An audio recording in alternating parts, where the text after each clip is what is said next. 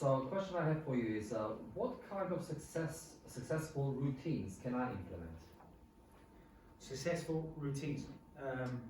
Well, firstly, you might want to get my free ebook at my website, www.alexgerman.com. 10 steps to excellence, which any person can utilize, some routines, some skills that they can develop to improve the quality of their lives, to become more successful.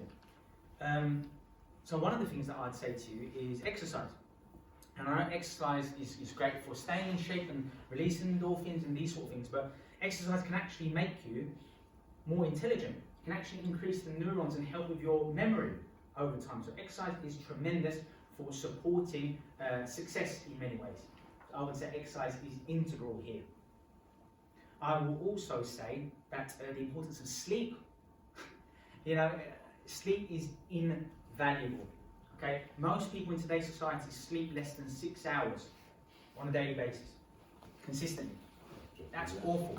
If you sleep less than 6 hours a day, your productivity and your performance declines by between 20 to 30%, just by one night's poor sleep.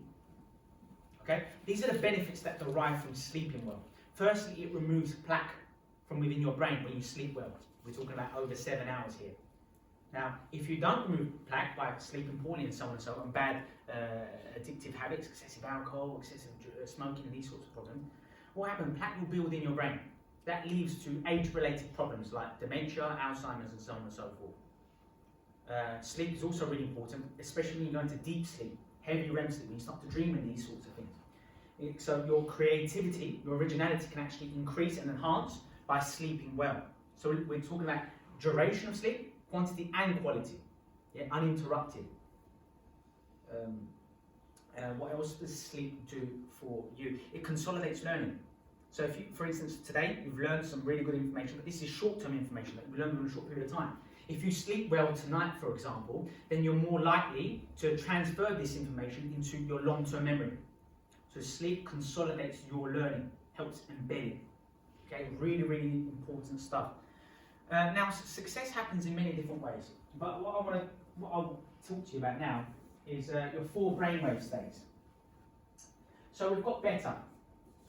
This is really important. I'll tell you why this is important in a minute. So beta happens, you're in beta now. In beta, you have over 60 thoughts every single minute. You're high alert, critical thinking, maybe judgmental, your analytical mind is switched on, and it's very hard to learn things when you're in this realm at times, which is why I'm about to teach you something really significant here. You've got other brainwave states. Here, you've got alpha. The best for creativity and for influencing your subconscious programs, SP, influencing your subconscious. Now you have 2 windows every single day that you should look to capitalize on. Upon waking, shortly after waking, you enter alpha. You have detached, relaxed awareness. Your critical mind is not switched on. Around this time, you have about, say, 30 thoughts per minute. The slower your thoughts, the more of a gap there are between your thoughts, the easier it is to influence your programs. Remember what I said to you, 95% of your thoughts, your perceptions, your beliefs, your emotions are subconscious programs. So you're going to want to capitalize upon this shortly after waking and before you go to sleep.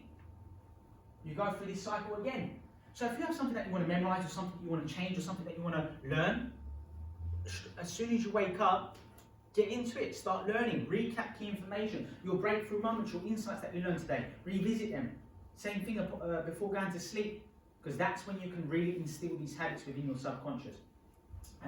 I'll teach you the other 2 as well. So this one is called theta. Oh, by the way, you enter theta when you're like having a shower, and you feel you're kind of dazed in and out, you become quite creative as well. And your bodily functions really, your natural body reactions, that's how you can tell when you're in theta.